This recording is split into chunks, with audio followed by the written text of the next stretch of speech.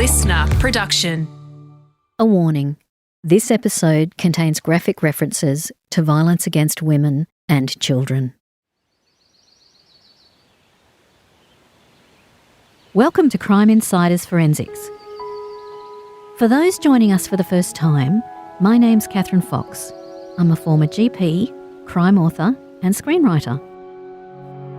I'm enthralled by forensics and have spent thousands of hours researching for books and screenplays. So I thought, why not turn my research into a podcast? Every week, you'll be joining me in discovering how forensic science is helping solve high-profile crimes in Australia and around the world. This week, how a profiler from the FBI's Behavioural Analysis Unit used her specialised forensic expertise to help solve a double homicide. And so I was kind of piecing back together. And so by this point, the shooter has shot one victim. The other one, he didn't have complete control over. She ran. So I thought, okay, that's leaning toward one offender.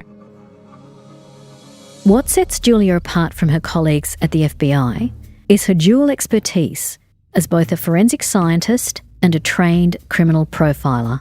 This unique skill set has given her greater insights into serious crimes and the psychology behind them.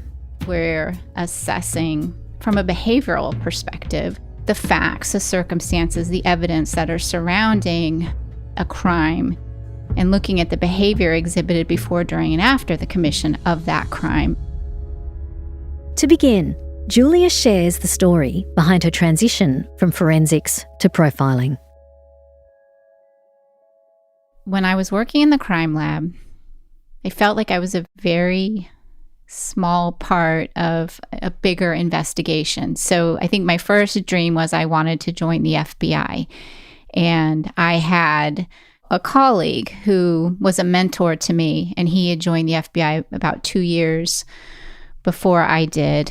And I thought I'd love to be in charge of an entire investigation and take all the investigative pieces and the forensic pieces and put it together myself. So I joined the FBI understanding that I may never be a profiler, but also with the understanding that I could continue with forensics by being part of the FBI's evidence response team. So I don't think I would have made the leap had I not been able to continue in forensics, because that is my true passion. It's how I started in this line of work of fighting crime. And so knowing those two things, knowing I might never be a profiler, but I could also still have my forensics and be a part of the evidence response team, I think that's what ultimately convinced me I could do it and that I would be happy making that leap. How did the progression take place? So did you start working in their labs and study part-time, or join one of their mentoring programs, or how did it work? So when I first joined the FBI, you have training. At the time, it was 16 weeks of training at the FBI Academy, where they expose you to all different aspects of being an FBI agent, including firearms and tactical vehicle operations and the legal aspects. And so we do the training, but then they tell you you're not going to have any choice of where you go or what you're assigned to. So my first assignment was to the Boston, Massachusetts office, and I was assigned to bank fraud. And so that's how I started. And then because of my background as a forensic scientist, I immediately applied to be on the Boston Division's evidence response team, and I became part of that.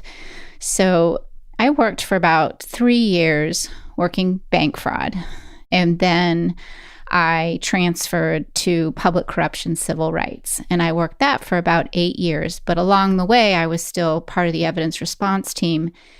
And then I also became what's called an NCAVC coordinator, National Center for the Analysis of Violent Crime coordinator, which is a position in your local FBI office that is a liaison between state and local law enforcement in your area, or the liaison between state and local law enforcement in your area to the FBI's Behavioral Analysis Unit. So that's a stepping stone.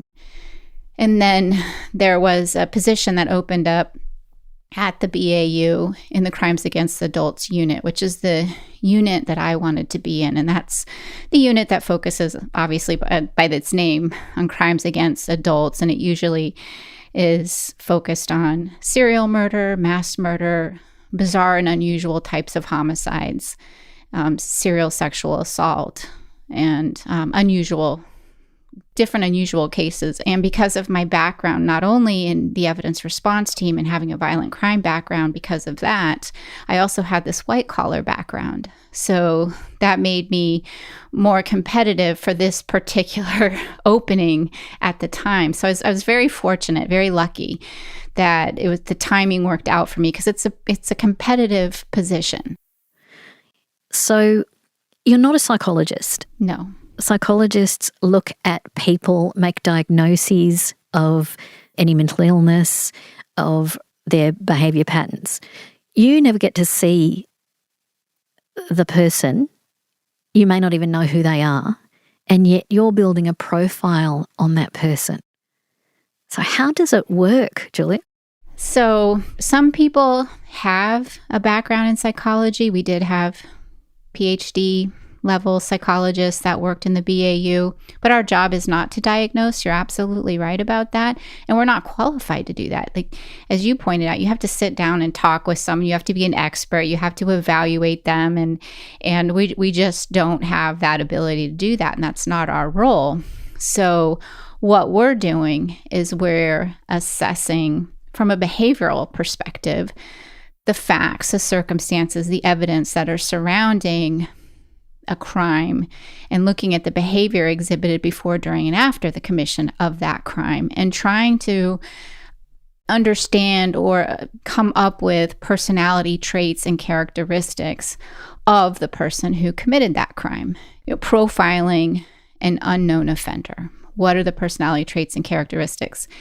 And sometimes those personality traits and characteristics may be in line with certain mental disorders, but we're not calling someone a psychopath. We're not calling them a narcissist or attention deficit disorder or anything like that. But some of the characteristics we see in the commission of these crimes may be in line with certain diagnoses. We wanted to talk about a case in Oklahoma where 2 young girls were murdered. How do you get brought in the first place to a case like that? So, unlike how it's portrayed on TV and the movies, the FBI does not come in and take over a case. We have to be invited in. So, in this particular case, I'll back up a little bit. It occurred, the one you mentioned, in Weleetka, Oklahoma, June 8th of 2008, and I had seen it. It made national news because of the age of the victims and the nature of the crime. I think people were just at a loss of what kind of person could do this. And I was thinking the same thing. What kind of person could do something like this? And so it was a case that I followed in the news for a few years. And this was prior to my assignment to the behavioral analysis unit. But when I got to the unit, part of our training consists of working cases in the other units. And as I mentioned, I was assigned to the Crimes Against Adults unit, but I also was required to profile cases in the other units, which included crimes against children, it included terrorism and threats. And so this was prior to me becoming a certified profiler. So I didn't have that piece of paper that said I was certified. I hadn't completed my training. But I had seen a media report that the Oklahoma State Bureau of Investigation, which was the lead agency on this double homicide, was going to be requesting assistance of the FBI, and specifically the FBI's behavioral analysis unit. So I went and asked my supervisor if that could be a case that I worked on as my training, and they agreed. So I think I was assigned the case in 2011, the beginning of 2011. So it had been about 3 years since the homicide. So it was a little surreal to be wondering what kind of person could do such a thing, and then have it be my job to figure it out. Can you just walk us through the very basics of this crime And then we can get on to you examining the forensic evidence. Given your background, that must be a fantastic advantage. Yeah, I think that is one thing that I brought to the unit was my background in forensics. And I thought this was a good case because for me to take a look at, because a lot of the cases in the Crimes Against Children's unit dealt with child exploitation. And I wasn't used to that kind of investigation, but I was used to homicides. And this case involved the two victims were walking down a rural road in Weleetka, Oklahoma. It was a dirt road. It was only several hundred feet from one of the victims' homes. And this was a beautiful Sunday afternoon, and they were both shot to death with two different weapons. And they were just left on the side of the road in a ditch. And the father of one of the girls found them, and then her mother called 911. How old were the girls?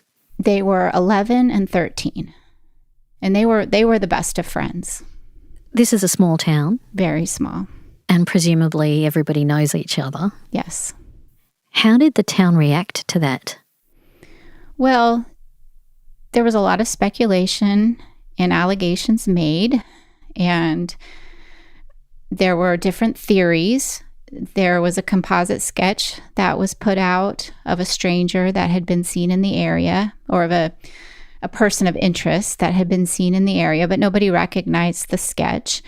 And then there were allegations that they were killed because they came upon a methamphetamine laboratory, or they were going to inform on somebody involved in criminal activity, or it was a revenge killing because the parents were involved in some kind of illegal activity. And so there were a lot of different theories that were, I guess, spread among the town and the area. And certainly, I don't think law enforcement thought those were valid theories, but it was certainly stuff that, being a small area, people speculated. How did the police handle the initial investigation and the crime scene analysis? Very well. I have to say, one of the challenges that first night where they started to process the scene, although it had been a lovely day, it did rain. So this is a dirt road, and so it was difficult if there were tire tracks or to cast, and so they had to put up tents, and so it made it difficult to collect certain types of evidence. But they did a very good job. And the one thing that I did notice when I was reviewing everything is there are lots of photos taken. And of course, I'm not there, and I don't look at this stuff until, almost 3 years later. And the one thing that I thought was really well done were the notes that were taken by the crime scene investigators. So questions that couldn't be answered from just looking at a photograph, I was able to see notations made at the crime scene describing certain items of evidence that you couldn't necessarily tell from just the photographs. So it was very well documented. You were doing this by remote from a distance at this stage? I did it first. So they send you all the material, the crime scene photos, autopsy photos, investigative information, timelines, interviews that they've conducted, laboratory results. And so I started to review those materials. And then there were a couple things that I asked for, and those were that the investigators give questionnaires to people that knew the victims well, their friends, their families, their teachers, because that was the one thing I felt wasn't developed as much, and I wanted to know more about the girls, their victimology, to try to determine if they were involved in anything that could put them at risk for this kind of violent confrontation, or if this was potentially revenge, or were they targeted. I really wanted to know more about them. So that was the one thing that I asked them to do. And so having reviewed all that and reviewing their victimology along with everything else that was provided by the investigators, then I took a trip to Oklahoma and they took me out to the crime scene. What did you find when you got to the crime scene? What was really interesting is that this area, it's very rural. It was farmland. It was wooded area. And these are just a series of dirt roads, probably about 3 miles from the main interstate. It's well away from a lot of, traffic. It's definitely a place where you don't just accidentally come upon this area. And so when I was being driven out to the crime scene by investigators, I told myself, I'm going to pay attention as best I can. And will I be able to get myself out of here if I didn't have somebody with me? Would I be able to find my way here and then get myself out? And I got lost very quickly because the roads don't even have names. They were numbers. And even in the 911 call, when the mother is trying to tell the 911 operator where they're located, there's a lot of confusion. And the mother's trying to give the number of the road and explain where they're located. I thought, this is not a place that just somebody comes upon. That's what I noticed right away. And then we got out of the car and we were walking down the road, and we were walking down the middle of the road. And this was on a weekday, and they were killed on a Sunday. And what investigators told me is that on the weekends, this road, they did surveillance out there on a Sunday afternoon, and a car came by about every 5 minutes. And it's actually busier on the weekends because people use it as a cut through from one town to another. But during the week, people aren't really out on that road. And we were out there, I think we walked around and walked the area for about 2 hours, and the entire time only one car came by. And we were walking down the road, and I didn't even hear the car come right up behind us. And one of the investigators put his hand on my elbow to move me out of the way, and I turned around and there's a car right behind us. I didn't even hear it. And I thought, this is very muffled. The trees that line the road, you just don't hear things. And I noticed as well, they had walked from one of the victims' homes and they were taking a walk to a bridge. And they like to go to the bridge and they like to throw rocks off the bridge. And sometimes they'd catch turtles and write their names on the backs of the turtles. And this was something they had done the previous day. And I just felt like this was seemed like such a safe area, such an area that these girls could explore and never have a care in the world. And the other thing that I had asked, because of the speculation about, well, they must have come upon a drug lab and they were going to report it, and so they were killed for that. And I remember asking the detectives, well, how close is the closest drug lab that you've ever found? And it's like, it's about 5 miles away. There wasn't even anything close. So I'm starting to get an idea of this area, and there's not a lot of danger. It's very quiet. It's muffled. The access mostly are going to be locals. I found it very hard to believe that some stranger just came off the main road. And that was one of the questions I wanted to answer for investigators. Was this a local person, or was this truly a stranger? And I really didn't think it was a stranger just based on my visit there. Do you think the woods are the reasons that the family 200 metres down the road didn't hear gunshots? Yeah, well, I do believe that that's the reason, but I do think, too, there were certain areas where people did hear gunshots. So I think it was strategic, depending on where you lived or were located in that area. You may or may not have heard the gunshots. And so some people did report hearing gunshots. However, this area, nobody thought twice about that because they hear gunshots all the time. And people are hunting, people are target practicing on their property. I mean, this is farmland. This is not a densely populated area. So like maybe on one side of the road, you might have heard the gunshots, and then on the other side, you might not have heard them. But yeah, I do think that it prevented at least her family from hearing gunshots. And then those who did hear them didn't think anything of them. Because guns are a part of the culture of living in that area. Very much so. Yeah, very much so. Of the population, how many would have been familiar with guns? One of the things that I had told investigators, and this was based on my analysis that, in terms of kind of recreating what happened, this was somebody who was a very good shooter. He was very accurate, and he fired in a high-stress situation. And one of the girls had turned to run. And so he hit a moving target, and he hit a moving target multiple times. And then I determined that likely he stopped shooting with that gun, which was determined by the laboratory to be most likely a Glock 40 caliber weapon. And then he went and got another gun, which was a 22, and then shot them both again.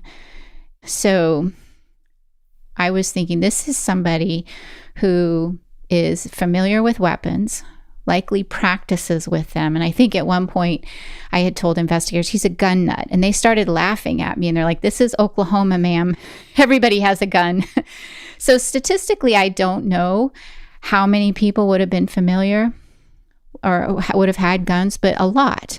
It was not easy to just determine, okay, this is a person in our area who has guns, and so let's go talk to them. This would have been a lot of different people. What made you think that there was only one shooter, not two?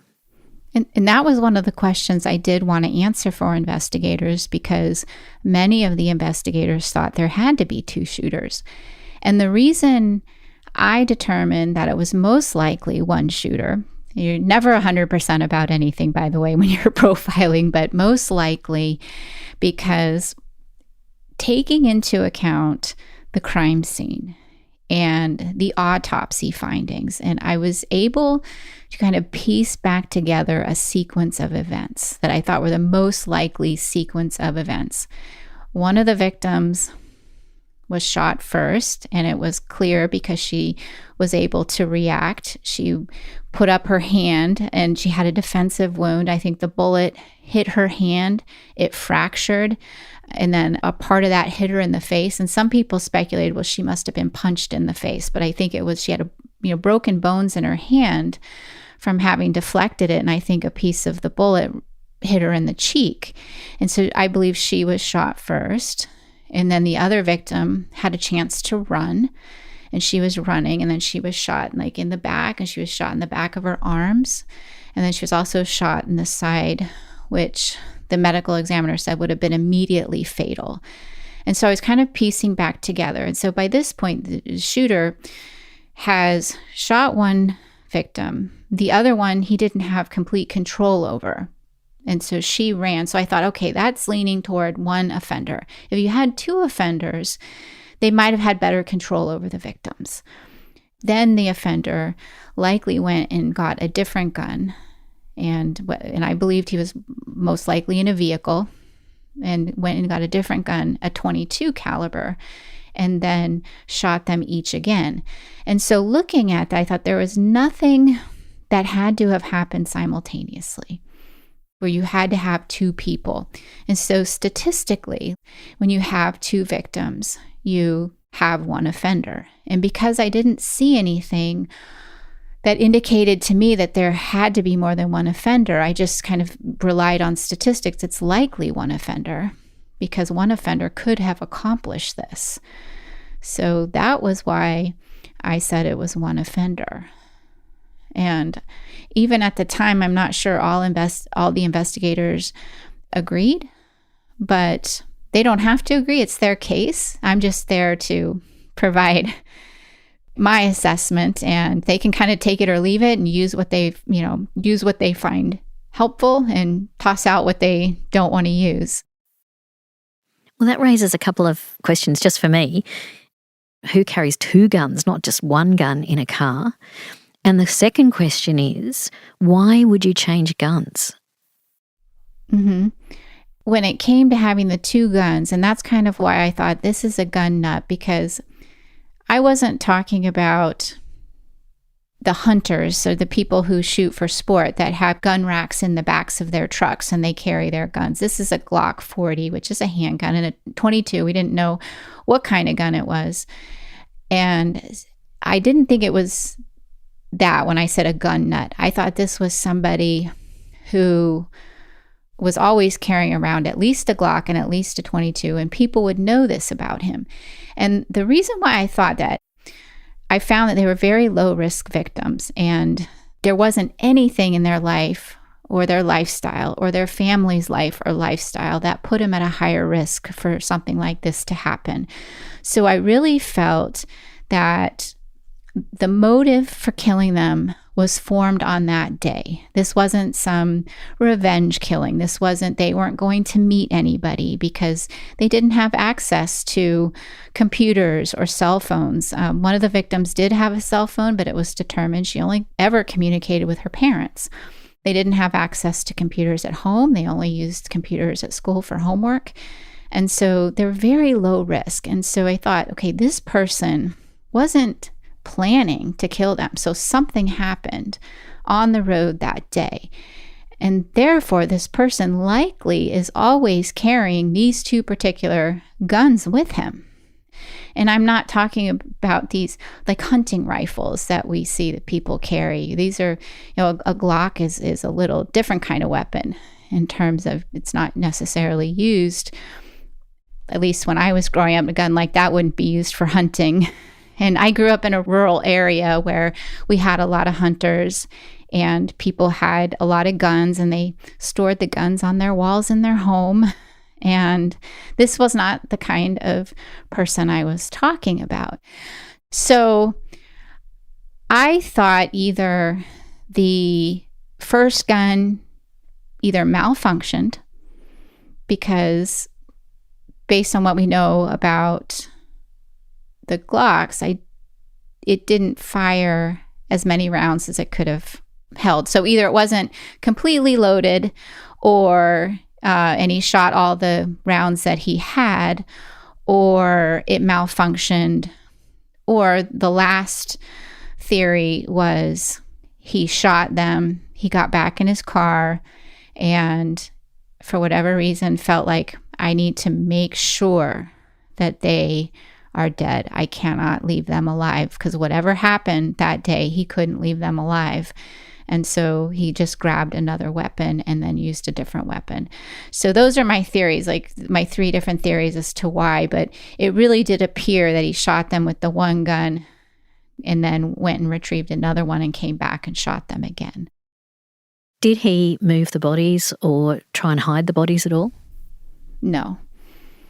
There was some indication potentially that one of the victim's legs could have been moved, but she also could have fallen in that position. But from what I was looking at, I didn't really see that the offender had any significant interaction with the victims, and neither victim was sexually assaulted. Does that change your concept of the motive for the killing then? It did. I felt like there had been some kind of interaction, and I didn't feel, just because of there was no indication of any kind of other injuries to the victims, there was no indication that there had been a real struggle between the offender and the victim. And keeping in mind, the crime scene had been slightly ruined because of the rain, so it was hard to tell exactly if there had been a lot of struggle, but it didn't appear that there had been a struggle. So I didn't feel like the offender had attempted a kidnapping. However, based on their age, I thought there could very well be a sexual component to it, but I didn't feel that this was a kidnapping or a sexually motivated homicide as we know them to be. It didn't have that feel to it to me, just based on what we were seeing at the crime scene. And there was no theft. One of the girls was carrying a bag that had some belongings in it, and that was still right next to her. So I just felt that there was some kind of interaction. I didn't know what that was. And the offender felt like whatever that interaction was, he couldn't let the girls go back home and tell their parents what had happened. So that's an incredibly intriguing and disturbing at the same time. Presumably the police then would initially look at sexual offenders, but if that offence isn't necessarily the motivation for the crime, then your pool of suspects must grow dramatically. Yes. And they had interviewed so many people that I even told them that I believe that they had likely already interviewed the offender. Because one of the things that they had done is they were trying to track down anyone who might have owned or at one point purchased a Glock 40 caliber weapon. And they were going out, and this was not an easy task. There were many people, and they were going and interviewing them. And I thought, likely just based on the scope of their investigation, they likely talked to the offender. Were they mostly interviewing local people? Yes. Throughout the state of Oklahoma, anybody who had a Glock, even if they didn't live locally, they would interview them just to make sure. But the majority of their interviews were local just because this is where the girls lived. Did you go through any of those interviews? I did go through a lot of the interviews. I didn't go through all of them. I don't think that I had access to every single interview, but after a while, there's a lot of speculation in the interviews. Well, I think this happened, or I think that happened. And they hadn't really narrowed down any particular person that they really suspected. And if they had it, those are the interviews I would have wanted to have seen. But I really sometimes find that unless they're really close with the victims and they're providing a lot of victimology, sometimes the interviews can get a little confusing to me, or it can muddy the waters, so to speak. Was there any that stood out to you? There was one interview that did stand out to me, and based on what we learned about this individual, I thought he should be prioritized as a suspect in the case.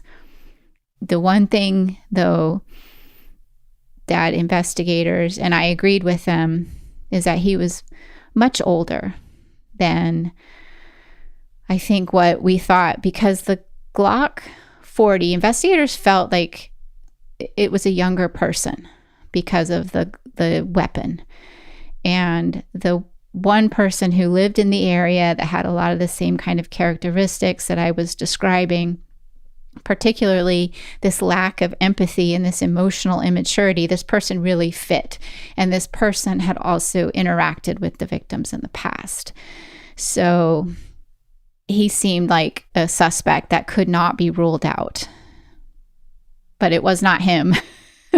It turned out that was not him, which goes to show how this is not an exact science. You need the hard science to help make your case, like forensics. And the good thing about it is that the crime scene, they found several shell casings from the 40 caliber weapon. And so they did have forensic evidence tying at least a weapon to the crime scene. They just needed to find that gun. Yes, find the gun, find potentially shell casings that match. One of the things I thought was this person practices with his weapons. He's a good shot. He probably brags about it. So one of the investigative suggestions that I gave is to maybe go to shooting ranges and ask and inquire about people who come to their range, and do you have anybody who fits this profile? But that was one of the suggestions that I made, because I felt he practiced, that he liked to shoot and he practiced a lot. So when they laughed at me about, ma'am, everybody in Oklahoma has a gun, I had to explain that's not what I mean. This is more of an obsessive person who is going to brag and boast. The other thing that I felt strongly about, just based on what I observed at the crime scene, is when you think, these are very low risk victims. What on earth could cause somebody to do what this offender did to these girls? And I'm like, there couldn't be anything in the world for most people that an 11-year-old and a 13-year-old girl could do that would cause anybody to kill them. And so that takes a very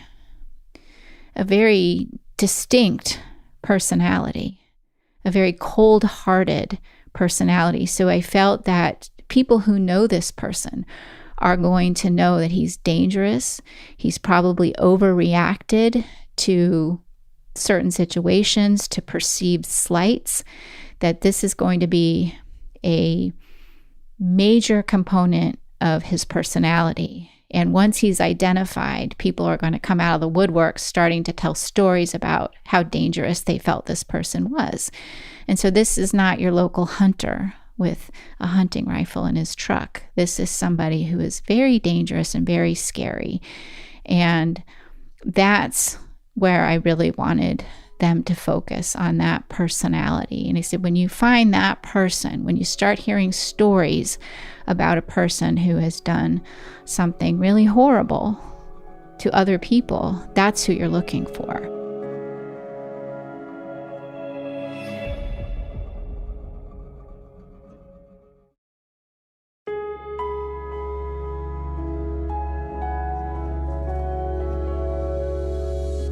Not everybody reports assault, so that makes it even more difficult, particularly intimate partner or family violence.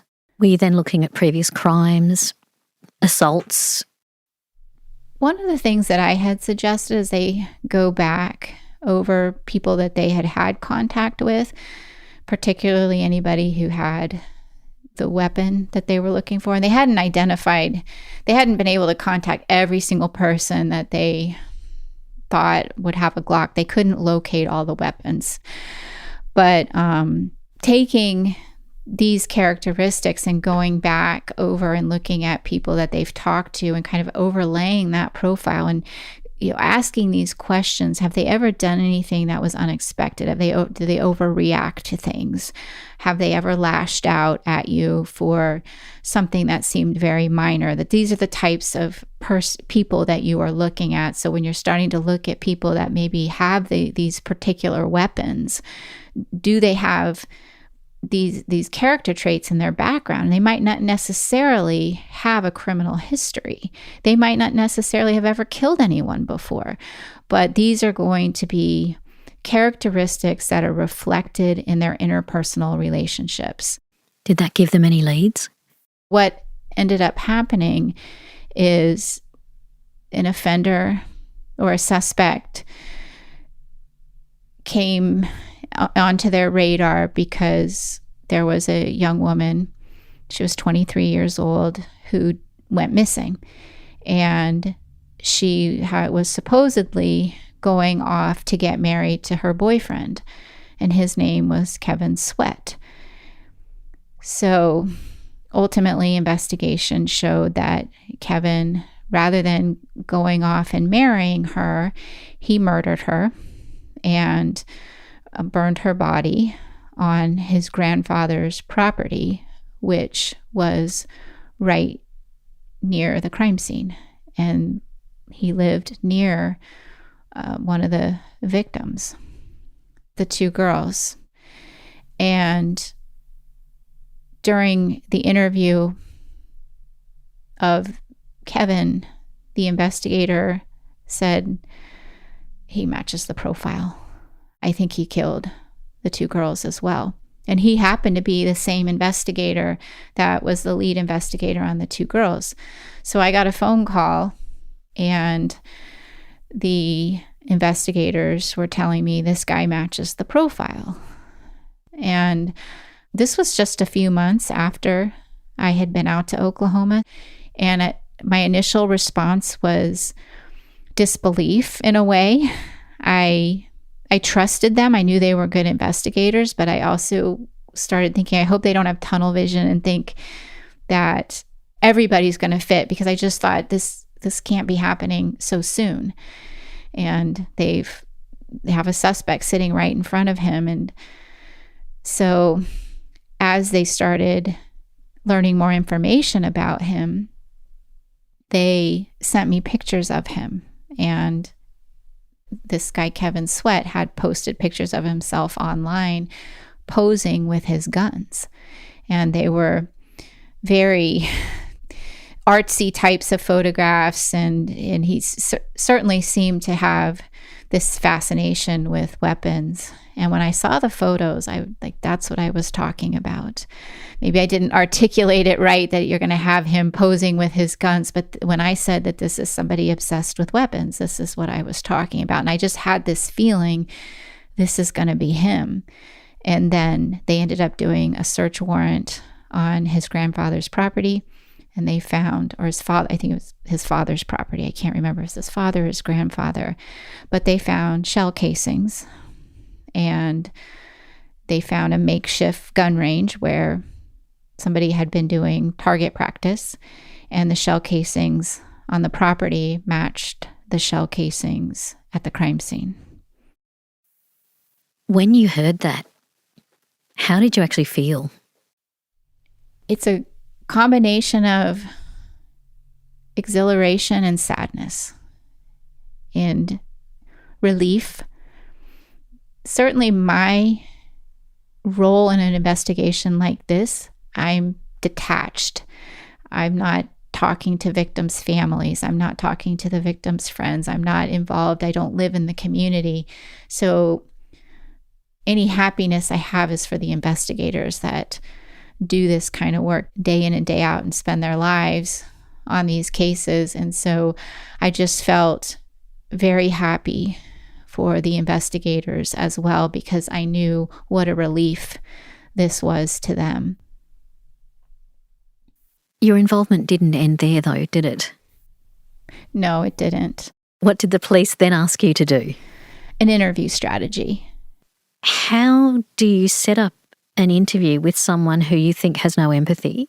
How do you make a strategy for the person doing the interviewing? Well, certainly somebody like that, you can't really play on their emotions in terms of making them feel sympathy or empathy for the victims. Anything he says is going to be because it benefits him in some way. So you have to kind of play into that. The other thing that we knew is that the original investigator who had interviewed him the first time about the death of his fiancée had built a fairly good rapport with him. And he did admit to killing his fiancée, but he also sort of played like he was seeing things and he was crazy in a way. Even though he made admissions, he wasn't being accountable for what he did. He was saying, I saw things and it's, my mental illness made me do it, is basically what he was saying. So one of the things I told the investigators, I felt like the same investigator should interview him again because they have an established relationship and he's already admitted things to him in the past. And that if he tries to claim any kind of implausible thoughts or things, don't argue with him. Just let him tell you the story. And certainly make it about him and not about the victims. And so ultimately, when he was interviewed, he told the investigator that he was on the road that day. He pulled over because he, and I'm going to quote him, needed to take a leak. And while doing so, he saw monsters coming at him and he had to shoot them. And then he got back in his car and then the monsters came at him again and he had to shoot them again. And so that was the story that he told. He didn't really move off that story. So it was an admission. He admitted to being there. He admitted to killing them, although he was blaming it on, delusions. But the other thing that I thought was really important about his admission was that the sequence of events that he described were what I believed had happened and what I had written in my report. And only the offender would know that. Only the offender would know how it played out. And even though it wasn't a pure confession, the investigators and the prosecutors felt it was a confession, even though he tried to say he was, mentally ill at the time. But there was no indication that he was. He was evaluated and determined to be fit to stand trial. I thought when you said he needed to pass urine by the side of the road, is that a euphemism? Is that some sort of excuse for him exposing himself? I believed it to be. What he's admitting to, when we kind of look back on behavior and what is he saying? He's saying he exposed himself, because if he was relieving himself on the side of the road, he would require him to expose himself to do so. So that's what he's telling us. And so what I believe likely happened is he exposed himself to the girls, and they either recognized him because there was a connection. One of the girls' sisters had worked with him in a fast food restaurant at one point in time. So either one of them recognized him and said they were going to tell on him, or he just felt like, they're going to tell on me, so I just have to kill them. And I think that that's what the motive was. And I think for a lot of people, that's hard to believe, that it could be something so minor like that. But for somebody, this personality type, it's not minor. And one of the stories that investigators learned from a prior girlfriend of the offender was she was on the telephone with him at one point and was trying to break up with him. And he told her on the phone, well, I'm going to kill myself. And he fires a gun. So she's on the other end of the telephone thinking he's just killed himself. And she's horrified and she's screaming, and he gets back on the phone and he laughs. He says, what's the matter? I was just joking. What's wrong with you? And that's what I'm talking about when I talk about this abusive behavior that's shocking to people. This is the kind of person that would do what he did to these two victims and to his fiancée. These are the types of behaviors that you'll see, these really shocking, unexpected behaviors. I'm not saying that everyone will do something exactly like that, but this really abusive and tormenting behavior that he had no qualms about engaging in, to horrify somebody, just to punish her for not wanting to date him any longer. And there's no indication that he's killed anybody else other than these three people, but he would have killed again, I believe. And certainly if he was in any relationships with anybody else, it would have been extremely abusive, emotionally and likely physically abusive as well. What astounds me is that somebody like this, who his lack of empathy, it's a dysfunctional personality, really. His overreacting, it's not going to endear you to many people.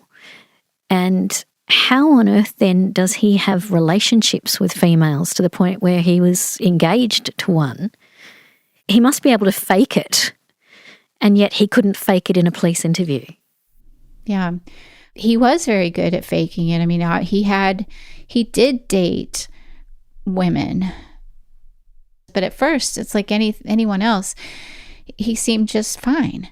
Seemed like a nice guy, charismatic and polite, and came across that way right at first. And then he'd get involved in these relationships, and then this other side would come out, and he would be extremely abusive. And it can be very difficult once you're involved in a relationship like that to get out of that relationship, particularly with someone who's so manipulative and frightening. The other thing that I thought was really interesting, he would talk on the phone with his mother, and the investigators were sharing his jail calls with me so that I could get a better understanding of him. And prior to being charged with the murders of the girls, he'd been charged with the murder of his fiancée, but he had not been charged with the murder of the girls. But his mother, he's on the phone with his mother, and his mother tells him, you're going to be charged with those murders. And his response to his mother was, what is this going to do to my reputation? So that was one of the things I said, use that in the interview. Use this would be good for your reputation if you tell the truth, things like that. But it really did seem like that was his concern, was his reputation. And yet he was in prison at that time for killing his fiancée. Right. Completely out of touch with the perception of who he was. Completely out of touch with reality. Not in a crazy way. He knew right from wrong.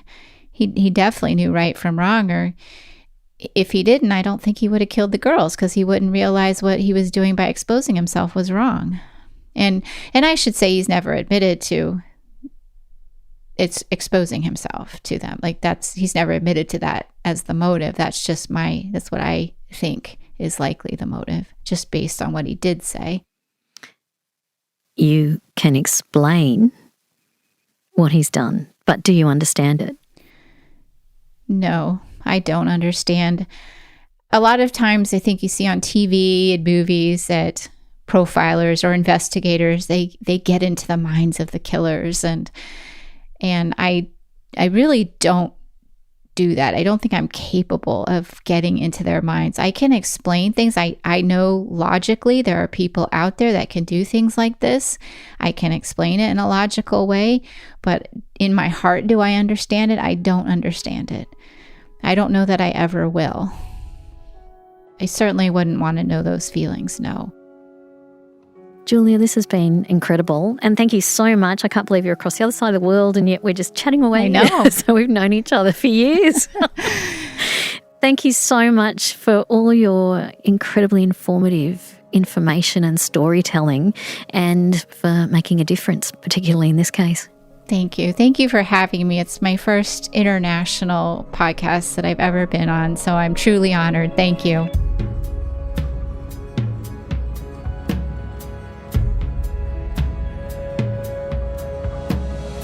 Crime Insiders Forensics is a LiSTNR original production. It's hosted by me, Kathryn Fox, and is produced by Ed Gooden. Sound design and imaging is by Link Kelly.